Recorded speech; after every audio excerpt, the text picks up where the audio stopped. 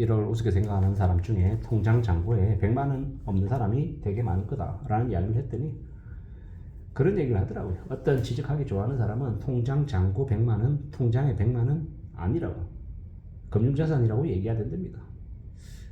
참 세상에 희한한 사람들이 많습니다.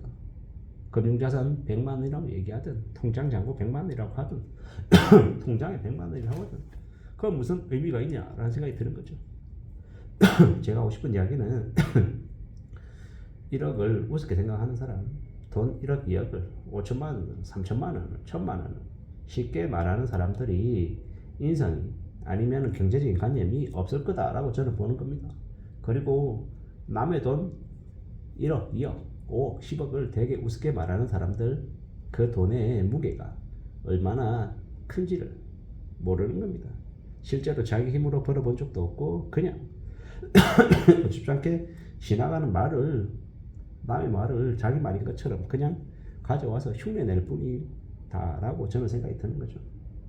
우리가 살아가는 앞으로의 시대에 말만 잘하는 사람들 되게 많습니다. 제가 살아가다 보니까 말을 되게 잘하는 사람이 있고 실제로 시딜처를 잘하는 사람도 있고 말도 못하고 실천도 못하는 사람도 있고 그냥 아무 생각이 없는 사람도 있고 그냥 하층민으로 닥치는 대로 사는 사람도 있고 별의별 인간들이 다 있더라는 겁니다. 그리고 여러 가지의 사람들 중에 나에게 어떤 성향의 사람이 도움이 되는지 좀 냉정하게 따져봐야 될 것 같고, 그리고 검과 옥조와 같은 말은 되게 지루하고 재미없고 되게 뻔하고 당연한 이야기일 가능성이 크다라는 겁니다. 간단 명료하다라는 거죠. 켈리 법칙이라고 하는 게 있더라고요. 뭔가 잘 모르겠을 때는 복잡한 거 말고 시플한 게 정답일 가능성이 크다라는 이야기 같습니다. 앞으로 우리가 살아가는 시대 경제는 안 좋아진다라는 걸 다들 생각하죠.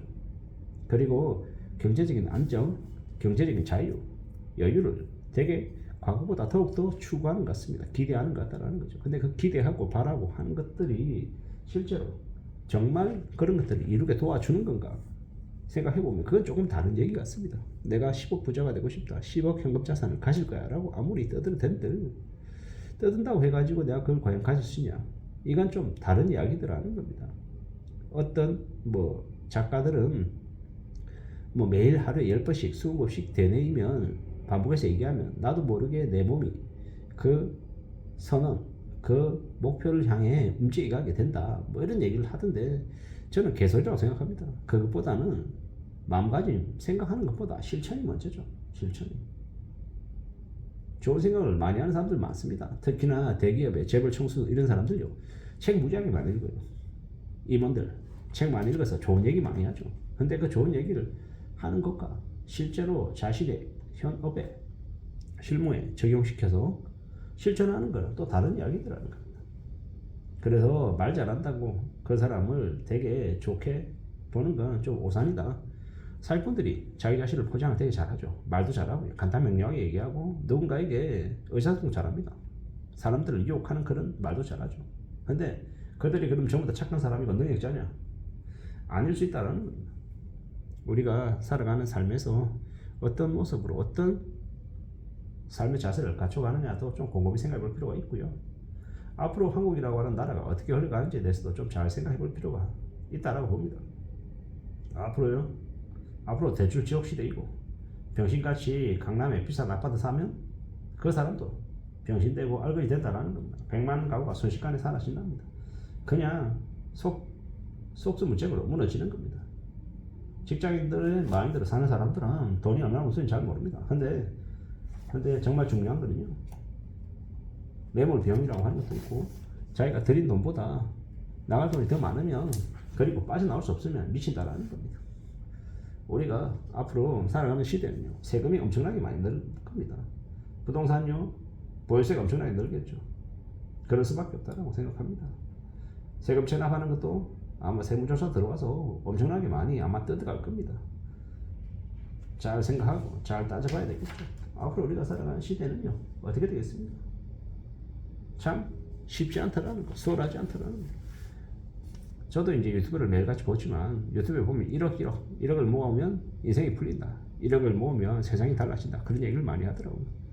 1억의 의미, 1억의 가치가 중요한 건 맞는데 1억을 정신 바짝 차리고 열심히 해서 모으면 그 1억이 1억 5천도 2억도 갈 수 있는 중간 단계가 된다라는 것도 맞는데 너무 1억에 대한 맹신을 할 필요도 없는 것 같습니다.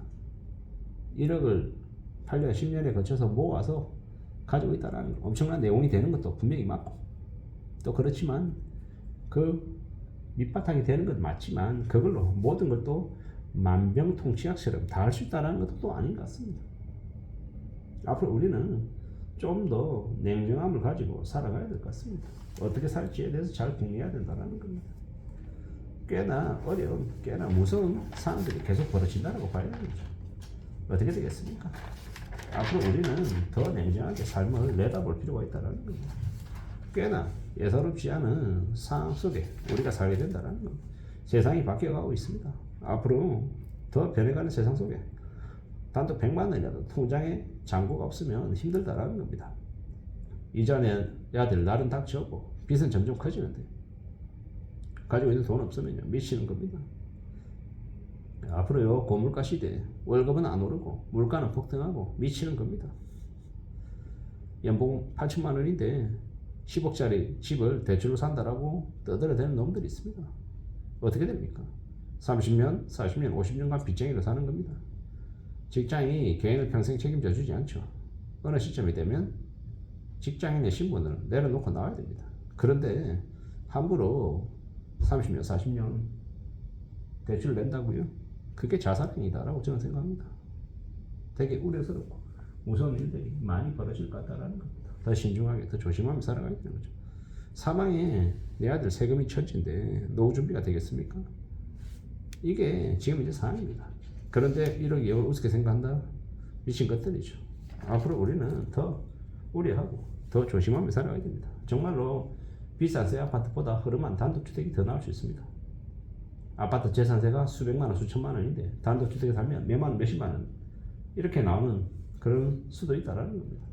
앞으로요 결혼 안 하면 독신세, 애 안 낳으면 딩크세 뭐 이런 것들 내게 하겠죠. 앞으로요 보유세를 일본처럼 매기면요 집값 15억에 1년에 보유세가 이제 뭐 1,000만 원, 2천만 원 이제 되는 거죠.